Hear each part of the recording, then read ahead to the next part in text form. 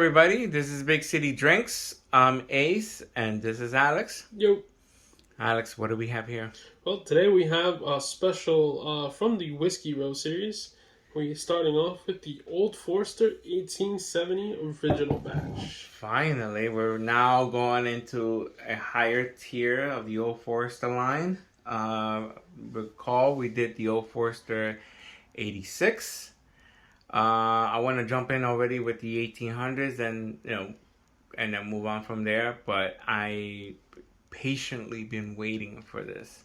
What can you tell us about the 1870? Well, the Old Forester comes from the brown-forman family, and this is their original batch. So originally, the owner was George Gavin Brown, and he used to buy his juice from 3 different distilleries and mix it, and then that's what he used to do to make his brown-forman bourbon. Brown-forman whiskey at the time. So what he did with this, or what Brown-forman now does with this is, they take it from 3 different warehouses, from 3 different days, and that's how they blend it together. So to try to keep the spirit of the original recipe for Brown-forman, they grab different batches from different parts of the warehouse, different days and stuff like that, to mix it together to eventually make the original batch of 1870. What is the percentage? This is a 90 proof, so it's not that much. It's probably a good entry point. This one and the 1910 are really on a nice entry point to the whiskey series. Okay. With the other Old Foresters, in comparison, do you think the other ones are more famous, even though, price or just the fact that the percentage is different? That we have the 86, which I think the 86 is really famous for its price, for its taste. But this one I don't really hear too much about, I don't know. Sometimes I do feel like people tend to overlook. Usually it's the 86, which is the value bourbon for Old Forester. And then it's usually 1920, 1910. Usually those are the ones you're really, everybody's trying to, get or has or it's easily available to. The rest of the Old Foresters, once you get above that, they're nearly impossible to find here and there. So, usually 1920, 1910 are, the top ones that everybody mentions. Like I said, the 86 is just regular. The 100. But this one and I believe the Bottle and Bond tend to be overlooked just because of the popularity of the other ones. The other ones are really, people talk about all the time. People having it all the time. So, these do tend to get overlooked. But they're still part of the series, so it's always fun to try and get to know all the bourbon from that whiskey series. Okay. Trying to get this solid. Let's see how we go.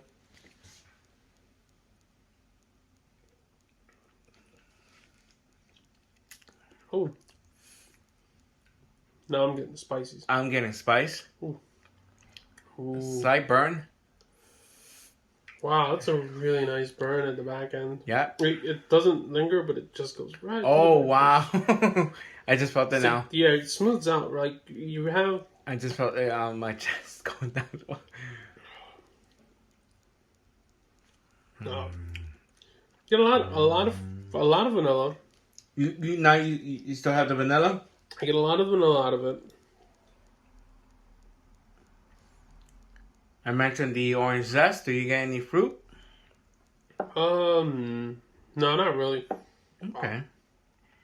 The heat, right? Yeah, it's coming up. It's I tried to keep it a little bit more, cover most of the mouth right now on this one, and it really it overtook and it came. It's on a nice cover that it gave me. Vanilla switches to spice real quick. Yes. Almost I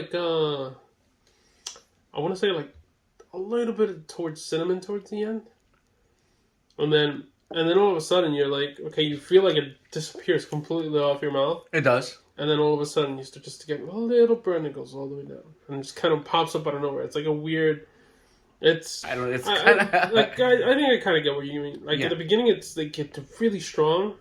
It disappears with a snap though, like really quickly, and then you get that burn. But for some reason, I'm getting the burn. It's like almost like from like normally you get the burn going up, going all the way down. Yeah. Now it feels like the burn starting from the bottom, coming up. Like you're starting to feel the burn like this way, not normally as you're drinking it down, because it's like it kind of sneaks up on you.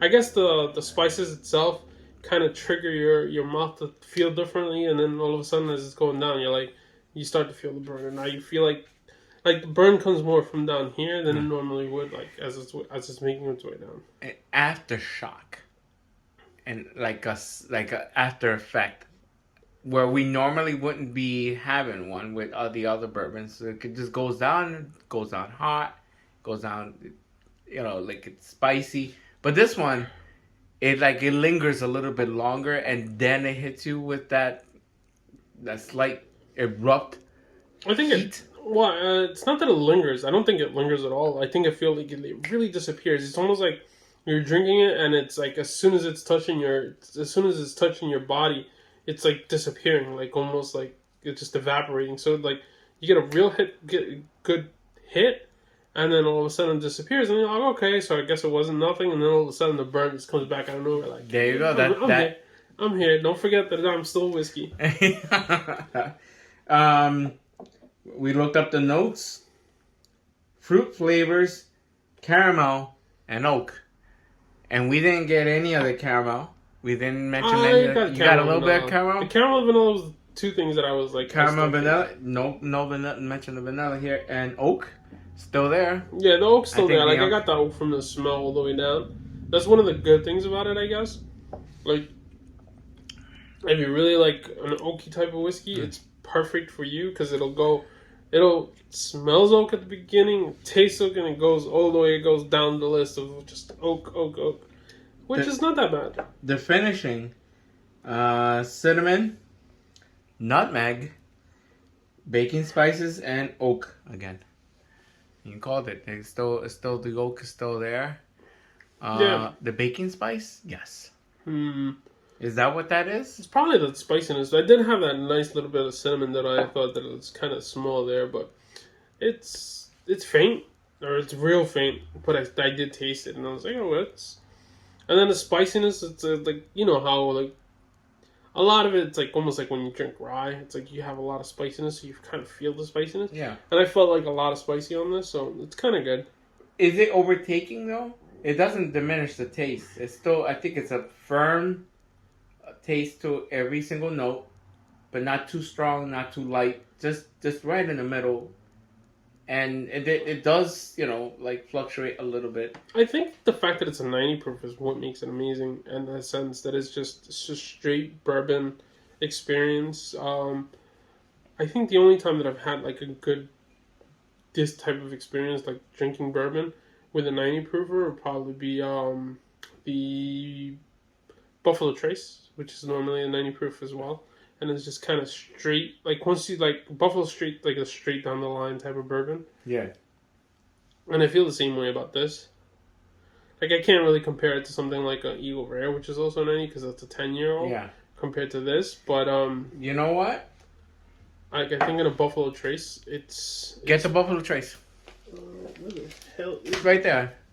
Oh, there you go. You still have enough? Yeah, I still have enough. Stay there and then get it on you. Let's see, because I think the Buffalo Trace is one of the most balanced bourbons. I think it has a little bit of everything. This is why this Buffalo Trace is so amazing. In comparison with these two, I don't know where. This is not planned, but let's see. Give it a shot. Alright, I got a good heavy vanilla. Heavy vanilla. It's like, I don't really get oak on this one. It's just straight vanilla, which is kind of usually on that Buffalo Trace. Yeah. I don't really feel the oakiness or anything like that. Okay. Well, give it a taste. Oh, actually, let me... Cleanse your palate? Yeah, cleanse the palate with some water. Also notice the bottle. the coloring on the bottle is also different, which I mentioned before. I don't know if you Yeah, can this one's a little more see, clear. if you can see from here, the coloring is slightly different, and I think that's the oak, if I'm not mistaken. Yeah, I still get vanilla, very little anything else. Let's Go.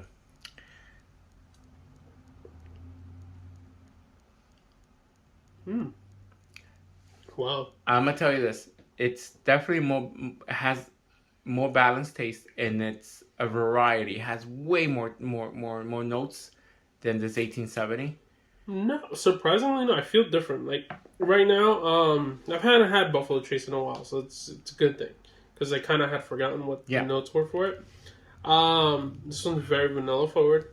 I don't really taste any oak. It has some spice to it, I believe. Yeah. Because I do taste some spice. But it doesn't go the same way as the 1870 when it goes down.